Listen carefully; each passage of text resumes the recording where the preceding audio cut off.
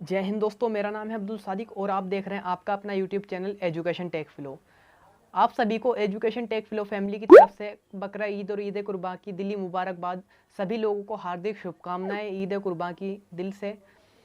आज की वीडियो एक टॉपिक है जिसका नाम है ईद कुर्बा। जी हाँ दोस्तों, ईद कुर्बा कहाँ से शुरू हुई और हम क्यों मनाते हैं, क्यों कोरोना वायरस में भी ईद कुर्बा में कुर्बानी करना ज़रूरी है। इस वीडियो में मैं आप सभी के सभी सवालों के जवाब दूंगा। जैसा हम देख सकते हैं, बहुत सारे पॉलिटिशियंस हैं, वो ये कह रहे हैं कि देश में कोरोना वायरस का माहौल है और मुस्लिम समुदाय के लोग कुर्बानी ना करें। तो कुर्बानी ना करें या कुर्बानी करें, और कुर्बानी करें तो क्यों करें और ना करें तो क्यों ना करें, इसके पीछे बहुत सारी वजह हैं। हम उन वजहों को जानते हैं और इस वीडियो में आपके सभी सवालों के जवाब भी छिपे हैं। अगर आप जानना चाहते हैं ऐसा क्यों, तो वीडियो को अच्छे से लास्ट तक देखिए और समझने की कोशिश करिए। यूँ तो ईद कुर्बान जब से मनाई जाती है, जब तक इस्लाम की पवित्र पुस्तक जिसका नाम कुरान है वो तक नहीं उतरी थी। अब से अगर बात की जाए तो अंदाज़न कई हज़ारों साल पहले अल्लाह के पैगंबर वली जिनका नाम इब्राहिम था और उनके बेटे का नाम इस्माइल था। कुरान और बाइबल में इनका जिक्र है, अच्छी तरह से बहुत विस्तार में इनके बारे में बताया गया है। पूरी आयतें और पूरे पैराग्राफ अच्छे से इनके बारे में समझाए, पूरी लाइफ स्टोरी बताई गई है इनके बारे में, इस्माइल और इब्राहिम के बारे में। इस्माइल जो थे उनके पिता का नाम इब्राहिम था, वो अल्लाह के नबी थे, और उनके बेटे इस्माइल। हज़रत इब्राहिम जो थे उनको 70, 80, 90 साल की उम्र में एक बेटा हुआ जिसका नाम उन्होंने इस्माइल रखा। इतनी उम्र तक उनका कोई बच्चा नहीं हुआ, लेकिन इतनी उम्र में जाके उनका एक बेटा हुआ। वो अल्लाह के बहुत ही ख़ास पैगंबरों में से एक थे। तो एक दिन उनके ख्वाब में आता है, ए इब्राहिम, अपनी सबसे प्यारी चीज़ की, सबसे कीमती अनमोल चीज़ की कुर्बानी दो। अल्लाह उन्हें आजमाना चाहता था, उनके देखना चाहता था कि ये मेरा बंदा जिसको मैंने नबी बनाया, नबूवत से नवाजा, ये मेरा इतना अच्छा बंदा है, तो मेरे लिए ये अपनी सबसे अच्छी ख़ास चीज़ की कुर्बानी देगा या नहीं देगा। अल्लाह बस उनका इम्तिहान लेना चाहते थे। उसी तरह से अल्लाह ने उनके ख्वाब में अल्लाह उनके ख्वाब में आया कि ए इब्राहिम, अपनी सबसे कीमती चीज़ की कुर्बानी दो। तो वो सुबह उठे और उन्होंने ऊँट कुर्बान कर दिए, कुछ ऊँटों की कुर्बानी दे दी। फिर अगले दिन ख्वाब में आया, ए इब्राहिम, तुम अपनी किसी बहुत ज़्यादा बेशकीमती चीज़ की कुर्बानी दो। दूसरे दिन भी उन्होंने बहुत सारे, उस दिन उन्होंने दुम्बे और बकरे और भेड़ों को कुर्बान कर दिया अल्लाह की राह में, और उनका जो गोश्त था यानी मांस वो गरीबों में तकसीम कर दिया। जो लोग नहीं खा सकते तो उनको उन्होंने तकसीम कर दिया, यानी बांट दिया उन लोगों में। फिर यही सिलसिला तीसरे दिन भी चलता रहता है। जो इब्राहिम थे उनके ख्वाब में उनको एक तीसरी रात एक और ख्वाब आता है, ए इब्राहिम, सबसे कीमती चीज़ की कुर्बानी दो। फिर हज़रत इब्राहिम जो अल्लाह के नबी थे उनकी समझ में आया, मेरी सबसे कीमती चीज़ क्या हो सकती है और क्या है। जिस इंसान को 70, 80 साल या 90 साल की उम्र में बेटा हो, तो उसको उससे ज़्यादा कीमती और उससे ज़्यादा प्यारा क्या होगा। उनकी समझ में आ चुका था अल्लाह क्या चाहता है। तो उन्होंने क्या करा, अपने बेटे से पूछा और अपने ख्वाब को उनके साथ शेयर करा, यानी बताया। उन्होंने बताया तो उनका बेटा, जब वो अल्लाह के नबी थे यानी अल्लाह के इतने करीब थे, तो उनका बेटा भी वैसा ही था। सभी गुण उसमें उनमें अपने पिताजी के ही थे। तो उन्होंने कहा, जी हाँ पिताजी, मैं तैयार हूँ, आप मेरे को कुर्बान कर दीजिए अल्लाह की राह में। तो फिर अगले दिन उन्होंने अपने बेटे को अच्छे अच्छे कपड़े पहनाए, उनको अच्छा सा परफ्यूम लगाया और उन्हें कुर्बान करने के लिए ले गए। ले जाने के बाद में उन्होंने अपनी आंख से पट्टी बांधी और अपने बेटे के हाथ पैर बांधे, और उसके बाद उनके गले पे खंजर चलाना शुरू कर दिया। फिर देखते क्या है, जब खंजर चलाना शुरू कर दिया, जैसे ही जब गर्दन कटती है तो एक दुम्बे यानी कोई एक जानवर होता है बकरे जैसा, जिसके बड़े बड़े सींग होते हैं, उसकी आवाज़ आती है। तो हज़रत इब्राहिम अल्लाह के नबी जब अपनी आंखों से पट्टी खोलते हैं तो देखते हैं कि उनके बेटे की जगह एक दुम्बा या एक बकरे जैसा जानवर लेटा हुआ है। और जब पता चला, आसमान से आवाज़ आई, ए इब्राहिम, तुम्हारा इम्तिहान कबूल हुआ। अल्लाह सिर्फ तुम्हारा इम्तिहान लेना चाहता था, देखना चाहता था तुम अपनी सबसे कीमती चीज़ को कुर्बान कर सकते हो अल्लाह की राह में या नहीं। तो इस इम्तिहान में तुम सफल हुए, आप कामयाब हुए इस इम्तिहान में। अल्लाह सिर्फ आपका इम्तिहान ले रहा था, अल्लाह का कोई ऐसी मर्जी नहीं थी कि आपका दिल दुखाए। बस अल्लाह आप अपने नेक बंदों का इम्तिहान लेता है। इसी तरह अल्लाह हमारा भी इम्तिहान लेता है। और उसके बाद आते हैं मुस्लिम समुदाय के लोगों को कुर्बानी करना क्यों ज़रूरी है? ये तो हज़रत जो इब्राहिम थे, अल्लाह के नबी थे, ये उनका इम्तिहान था, और मुस्लिम लोगों को कुर्बानी करना क्यों ज़रूरी है, तो इसके ऊपर भी चर्चा करते हैं। बहुत सारे लोग मुस्लिम समुदाय में भी सभी लोग कुर्बानी नहीं करते, और ना ही सभी लोगों को कुर्बानी करना अलाउड है। जी हाँ दोस्तों, सबसे पहले मैं आपको बता देता हूँ किन किन लोगों को कुर्बानी करना अलाउड नहीं है इस्लाम में। एक तो वो लोग जिनके ऊपर किसी का कर्जा है।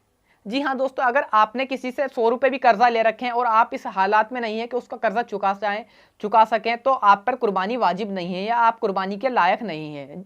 सबसे पहले अगर आप कुर्बानी करना ही चाहते हैं तो उस इंसान का कर्जा वापस लौटाइए और उसके बाद अपनी कुर्बानी करिए। फिर एक ऐसा इंसान जिसकी माली हालात ठीक नहीं है। जी हाँ दोस्तों, कोई अगर फाइनेंशियल पोजीशन उसकी अच्छी, इस इंसान की अच्छी नहीं है, तो उसे भी कोई ज़रूरी नहीं है उसे कुर्बानी करना। और तीसरा इंसान वो जो सफ़र में हो। जी हाँ दोस्तों, अगर आप एक सफ़र में हैं और आप इस हालात में नहीं है कि आप कुर्बानी कर सकें, तो ये ज़रूरी नहीं है इस्लाम में आप कुर्बानी करें। अब इसके बाद आते हैं किन लोगों पे कुर्बानी करना जायज़ है, यानी किन लोगों को कुर्बानी करना बहुत ज़रूरी है। अगर वह कुर्बानी नहीं करेंगे तो अल्लाह के घर उनकी पकड़ होगी, अल्लाह के घर उनको सज़ा मिलेगी। तो सबसे पहले वो लोग जिनके पास 52.5 तोले चांदी या फिर 7.5 तोले सोना, या उतना कैश, उतनी प्रॉपर्टी, या उतनी माली हालात या फाइनेंशियल पोजीशन उनकी इतनी अच्छी है कि वो इतना सब कुछ है, तो उन लोगों को कुर्बानी करना जायज़ है, यानी बहुत ज़रूरी है, मस्ट बहुत ज़्यादा ज़रूरी है कुर्बानी करना। अगर वह लोग फिर भी कुर्बानी नहीं करते तो उन लोगों की पकड़ अल्लाह के घर ज़रूर होगी।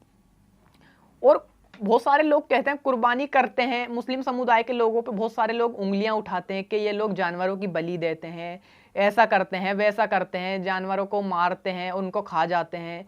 तो उन लोगों को मैं कहना चाहूँगा, इस वीडियो का मतलब ये नहीं है कि किसी भी धर्म समुदाय के प्रति भावनाओं को ठेस पहुँचाना, सिर्फ आपको एक अच्छी जानकारी प्रोवाइड करना है। उन लोगों के लिए भी मेरे पास उसका जवाब है, मैं उनको अच्छे से देना चाहूँगा। इस्लाम में मैं जानता हूँ मुस्लिम समुदाय की एक पवित्र पुस्तक है कुरान, और हिंदू समुदाय की एक पवित्र पुस्तक है भगवत गीता। जी हाँ दोस्तों, अगर मैं आपसे ही पूछना चाहता हूँ, आप इस वीडियो को देख रहे हैं, जो चीज़ भागवत गीता में लिखी है वो 100% 100% बिल्कुल सच है। भागवत गीता का हर एक श्लोक, हर एक अध्याय बिल्कुल 100% सच है। मैंने भागवत गीता पढ़ी है, उसके अध्याय मुझे पता है, उसमें 100% जो लिखा है सच लिखा है। ठीक इसी प्रकार जो कुरान में लिखा है वो भी ठीक लिखा है। और हम ये भी जानते हैं किसी भी देश को अच्छे से सुचारू रूप से चलाने के लिए एक संविधान की आवश्यकता होती है। इसी तरह जो भी धर्म होते हैं हमारे, जैसे हिंदू, मुस्लिम, सिख, ईसाई, सभी धर्मों का पालन पोषण अच्छे से करने के लिए धार्मिक ग्रंथों की आवश्यकता होती है। इसके एग्जाम्पल के लिए हम मुस्लिम समुदाय के धर्म को अच्छे से चलाने के लिए कुरान की ज़रूरत है। कुरान मुस्लिम समुदाय का संविधान है। ऐसे हिंदू समुदाय के जो संविधान है वो बहुत सारे पुराण, वेद और भागवत गीता, रामायण है। और ऐसे ही जो क्रिश्चियन समुदाय है उसका जो धार्मिक समुदाय को चलाने के लिए है वो बाइबल है, जिसको हम जो क्रिश्चियन लोग पढ़ते हैं उसको बाइबल कहते हैं। तो इसी तरह जो हमारी धार्मिक पुस्तकों में लिखा है वो 100% सही है। तो कुर्बानी का मसला क्यों है, कुर्बानी क्यों की जाती है और कुर्बानी क्यों करना वाजिब है? जिस तरह से हमारी इनकम होती है, फॉर एग्जाम्पल गवर्नमेंट ने अभी जीएसटी और इनकम टैक्स, बहुत सारे टैक्स लगाए जाते हैं। हम जो भी कोई वस्तु खरीदते हैं, ये इनडायरेक्ट टैक्स है जो जीएसटी है, और जो डायरेक्ट टैक्स है इनकम टैक्स। अगर कोई इंसान भारत में 6 लाख रुपए से ज़्यादा कमाता है तो उसको सरकार को इनकम टैक्स देना बहुत ज़रूरी होता है। ठीक उसी प्रकार, लेकिन ये कहाँ लिखा है? हमारे संविधान में लिखा है जो इंसान 6 लाख रुपए से ज़्यादा कमाएगा उसे इनकम टैक्स देना ज़रूरी है सरकार को। ठीक इसी प्रकार अगर कोई इंसान फाइनेंशियल पोजीशन में, या फिर उसके पास इतना पैसा है, या फिर उसके पास इतनी माली हालात, उसका सामान है, या फिर उसके पास प्रॉपर्टी, कैश, बैंक या ज्वेलरी है, तो उसको कुर्बानी करना बिल्कुल जायज़ है। और ये कहाँ लिखा है? कुरान में। और कुरान और भागवत गीता जैसे जो धार्मिक पुस्तकें हैं, ये कभी इनमें बदलाव नहीं किया जा सकता। ये 100% जो है इनमें सच लिखा है, इनमें कोई बदलाव नहीं किया जा सकता। और ये बहुत ही ऐसी पुस्तकें हैं जो पवित्र पुस्तकें हैं। हमारा जो संविधान में उसमें समय समय पर संशोधन किए जाते हैं, वो इंसानों द्वारा बनाया गया है, लेकिन ये हमारे जो पैगंबर हैं उनके ऊपर कुरान नाजिल हुआ है, कुरान में कोई बदलाव नहीं किया जा सकता। जो हम अपने संविधान में संशोधन कर सकते हैं अपने अनुसार, अपनी सुविधाओं के अनुसार, लेकिन जो कुरान है उसमें संशोधन नहीं किया जा सकता। वो तो एक आसमानी किताब है जो अल्लाह के नबी पर यानी कि मोहम्मद साहब पर उतरी है, उनके ऊपर नाजिल हुई है। तो दोस्तों इस वीडियो का मकसद किसी भी धर्म समुदाय को भावनाओं को ठेस पहुंचाना नहीं है, सिर्फ आपको एक अच्छी जानकारी प्रोवाइड कराना है। इसीलिए मुस्लिम समुदाय के लोगों को कुर्बानी करना जायज़ है और इसलिए कुर्बानी की जाती है।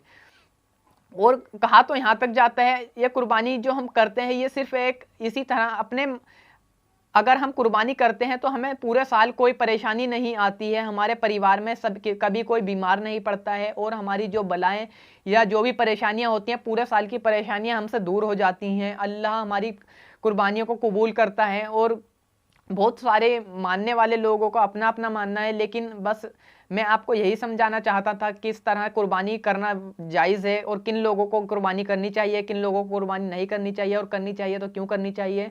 और कुर्बानी भी सिर्फ एक इनकम टैक्स की तरह ही है। इनकम टैक्स तो लोग चुरा सकते हैं, लेकिन सरकार से तो हम यहाँ चोरी कर सकते हैं, लेकिन उस ऊपर वाले से, अल्लाह, ईश्वर, भगवान, गॉड से कैसे चोरी कर सकते हैं? वो तो सब देख रहा है ना।